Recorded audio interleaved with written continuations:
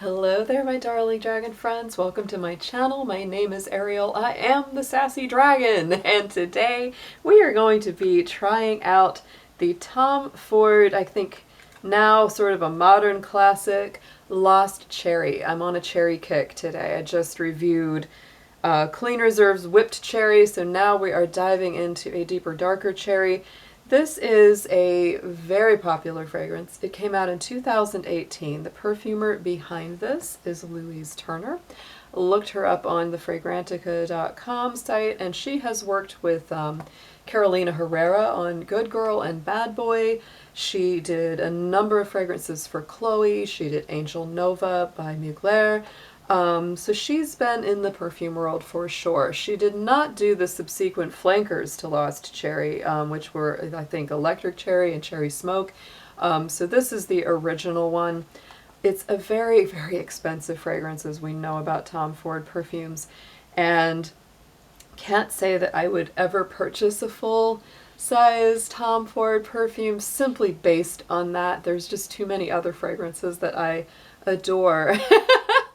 And I was able to get this as a sample bottle, so that was a really, really nice thing. So I could give it a try out here on the channel for you. So we're going to go ahead and start with the top notes. It's very cherryish, very almondy cherry. Top note of bitter almond, black cherry, and cherry liqueur. You can definitely smell all three. I would say this is maybe just a touch boozy, but in just the best way. It is not, it's not completely alcoholic smelling.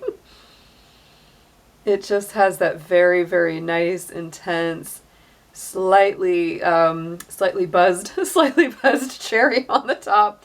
The middle notes are a sour cherry, a plum, Turkish rose, and jasmine sambac. And I'm sensing kind of almost an incense sort of smell to it. And the base note, I think that's the secret there, is going to be vanilla, tonka bean, cinnamon, Peru balsam, sandalwood, benzoin, clove, cedar, patchouli, vetiver. No wonder I'm smelling a sort of incense vibe, because when you blend all that together, my goodness, you're definitely going to get a little bit of that spicy, warm, tiny, tiny bit smoky kind of smell. Tiny bit spicy, right? It's really well blended. I can see absolutely why this is such a popular scent. It is truly beautiful, especially if you are a cherry fan. Me, I will say I'm a little bit ambivalent on cherry. It is not my favorite note of all time. I'm more partial to strawberry than cherry, so, you know, or black currant. Oh, I love my black currant. But pick your berry, right? Pick your cherry, pick your, thing. But this is definitely for people that are crazy about a cherry note, especially if it has a little bit of depth, a little bit of, warmth, a little spice, a little, mystery to it, because it definitely has that quality. I have read from a lot of people that they don't particularly find this super long lasting, especially considering the price of this. I would kind of want it to be bionic if it was going to be something I would invest in, because I, to this day, will never understand quite why the Tom Ford fragrances garner the price tag that they do. I guess it's maybe just the fashion line or the mystique of the house or something. I'm not sure what it is, really. To me, Tom Fords are very hit and miss. Some of them I've smelled that I really enjoy, and others I'm like, no, what is this? I don't know how this got to be a thing. But this is super pleasant. It's beautiful. I think the notes are very well done. Yeah, now is the opening is super cherry, like super, super cherry and almondy, And cherry and almond, famously really go together well. The middle note, I'm trying to, I'm getting a little bit of the floral from the rose and the jasmine.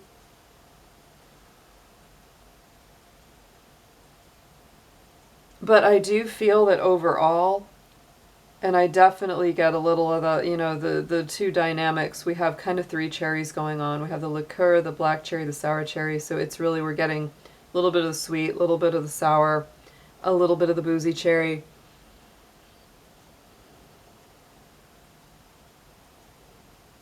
To me, it's sweet, but not too sweet. It does have a bit of that good sophistication to it. This, I don't really like to attribute like seasons, time of days and stuff to fragrance so much, but if I was going to with this one, it's definitely more like late afternoon, evening, because it just has a little bit more of that mysterious flair. It has a little of that depth and darkness to it. But not super heavy. It's not as heavy as some, that's for sure. It's more kind of in the middle when it comes to like heavy, deep, dark notes, right? It's just enough.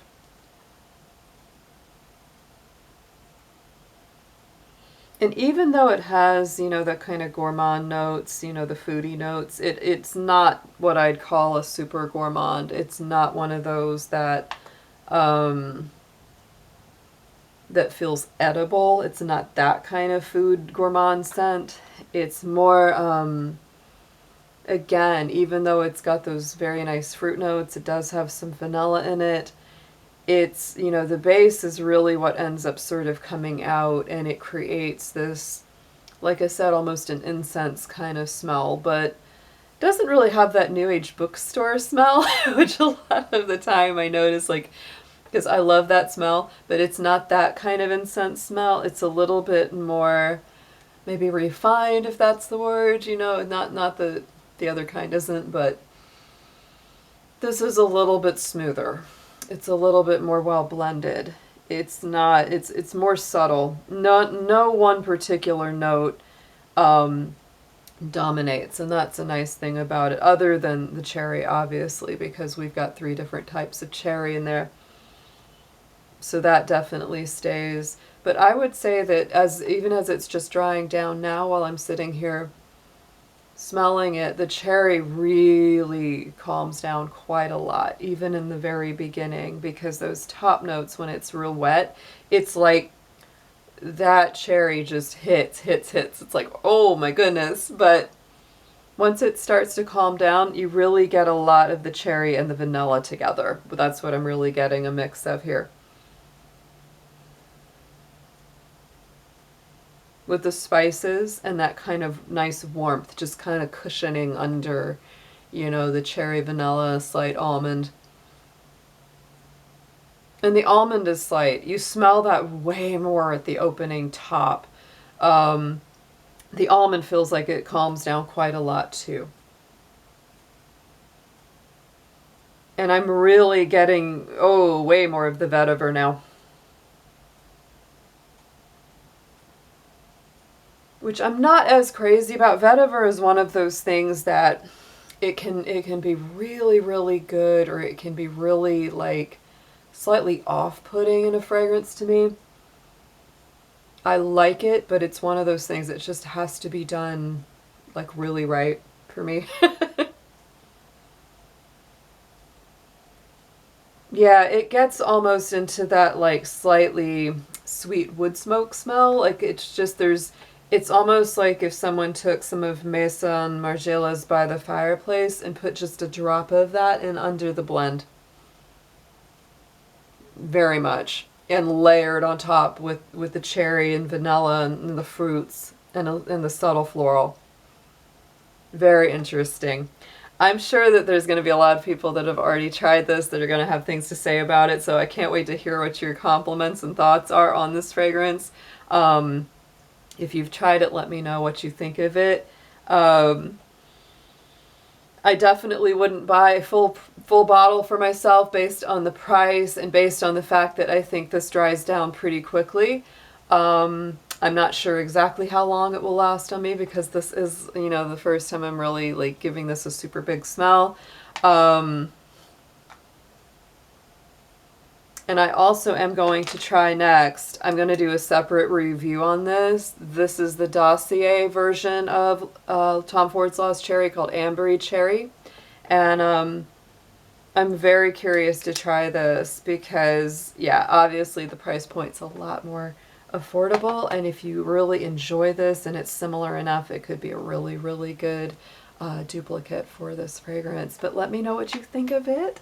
And if you have other favorites by Tom Ford or anyone else, just let me know down in the comments. And if I can, I will always try to write these down and follow your recommendations. I always like to hear what you're enjoying out there that I may not even be aware of. So have a wonderful day, evening, afternoon, wherever you are, and I look forward to seeing you again soon. Take care.